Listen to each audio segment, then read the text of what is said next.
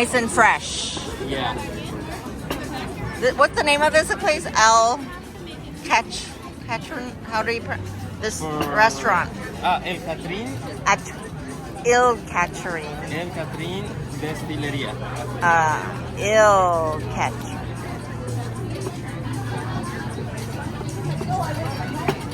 Wow, that's a lot of guacamole.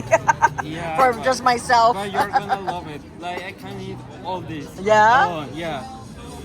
Lovely. You're gonna love it. And if I can't finish it, I take it home. Yeah.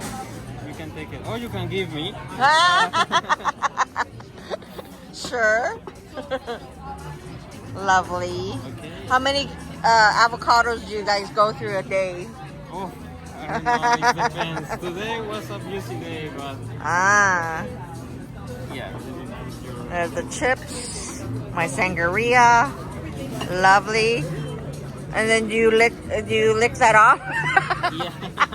When I'm in the kitchen, I make Lovely. it. Thank you very much.